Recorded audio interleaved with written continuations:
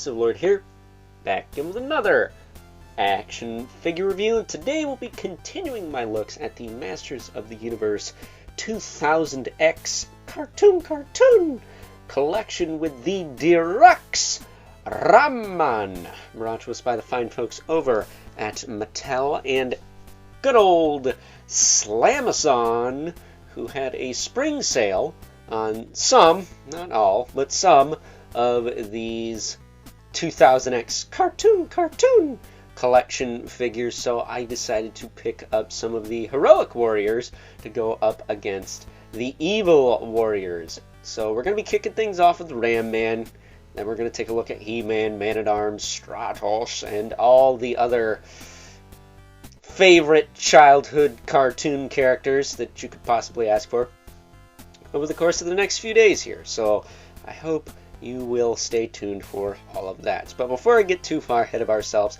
why don't we cut right to the chase and get into the meat and taters of this review and take a look-see at all Ram Man has to offer in terms of accessories, starting off with his trusty little axe, which is more than I can say for the Filmation Ram Man, who didn't come with squat. But this guy at least comes with his axe. Looks nice. Looks like a better Ram Man axe, because not the same frickin' one for the 100th time. Then we also get the cardboard piece of crap with the little pamphlet that tells you how to take this guy apart. Which, speaking of taking this guy apart, I am going to remove his shoulder thingy, because it's just going to come off anyways. I really don't understand why this is not glued on. Granted, it's not pliable plastic, so it wouldn't do much anyway, but these pauldrons here are not the stiffest material, so I don't know why they didn't do that. So we'll be looking at him kind of naked for the majority of this review, but as far as his articulation goes, his head will look up and down, kind of shifts like a pile driver, which makes sense for a guy like Ram Man. He can rotate it side to side, he can tilt. Shoulders can pop out. That's about it, really. Can't really do more than that, I don't believe, no matter where you put it, so you're kind of limited there. But they can also rotate. He's got a single jointed elbow. Bends about, I feel like it should bend more than that. Come on. Alright, that's a little bit more. That's a little more. And then it does rotate. And then he does have swivel hinge wrists. Wrong hinges for holding stuff, but I'll give him a pass. He's just an Origins figure. Waist twist. Not the tightest thing on mine.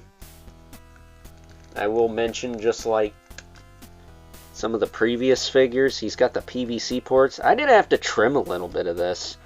There was some mold frashing in there that kind of got in the way of things.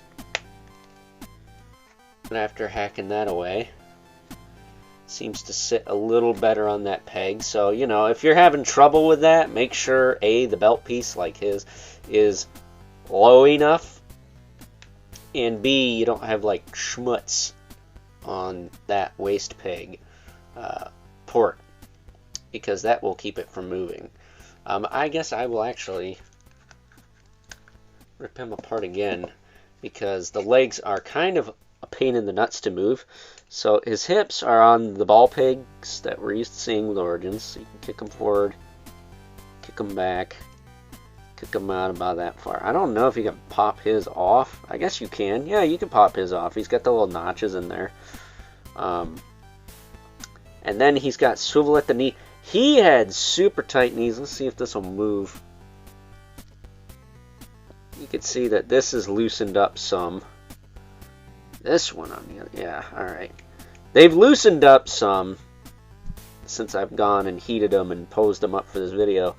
But these were stuck out of package. I had to heat those. But there's a lot of plastic here, so that kind of makes sense.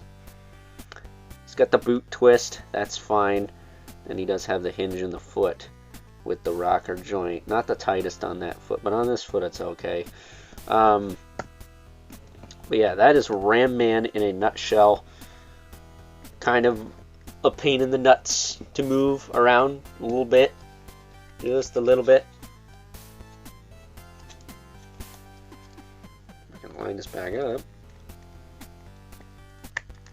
But not a bad figure. Probably one of the better Ram Man figures out there because he doesn't have rubbery condom legs and he doesn't have an action feature that basically takes away all of his articulation. He's pretty well articulated. I would say this one, and if you're a fan of it aesthetically, the Filmation one, probably the best Ram Man figures other than the classics ones if you want to count the Super 7 one.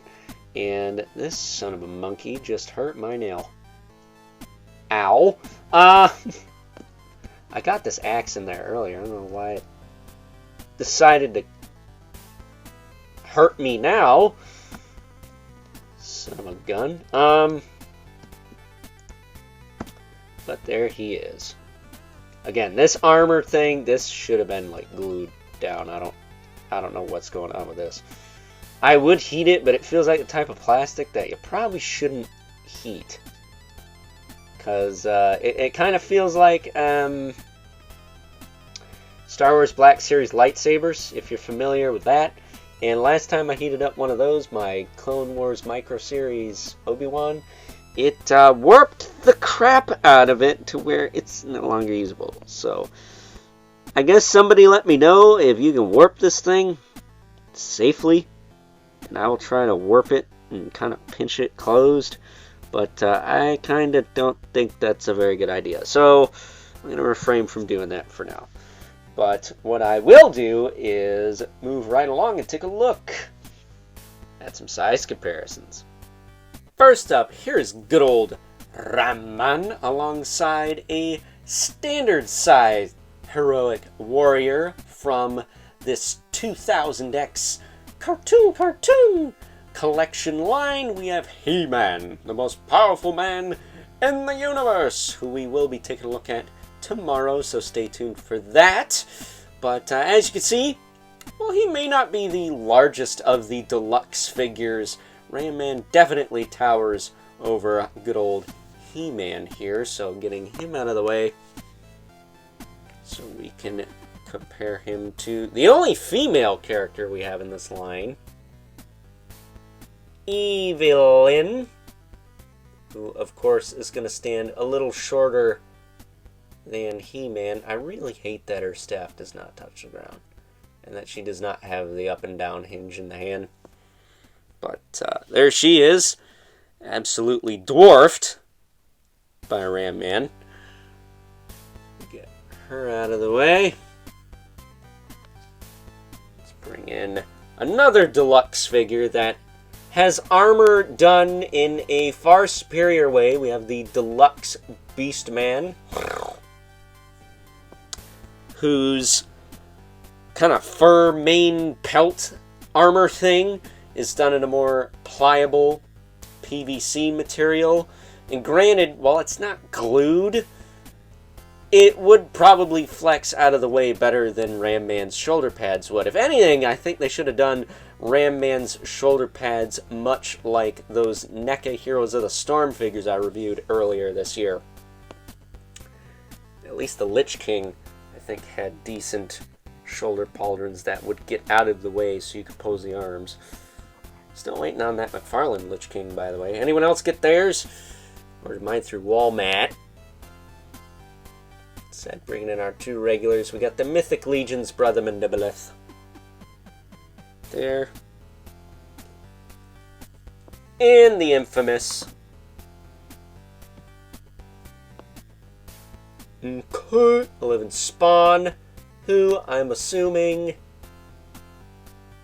is actually almost neck and neck with Ram Man, but for sake of argument, we'll just say towers over everyone. So, with that being said, it's time now that we wrap things up with some final thoughts. Overall, and aside from the knees being super duper extra tight on my particular figure, the only major gripe I have with good old Ram Man here is probably the same gripe everyone has, and that's how his chest armor and shoulder pad situation attaches to his body. Because not for nothing, if it was just made out of soft, pliable PVC, they could have glued it in there and it would have just moved out of the way. All of the NECA Heroes of the Storm figures I looked at earlier this year. That's a throwback if I ever saw one. So, with that being said, hope you guys enjoyed this review. Until next time, catch you guys later.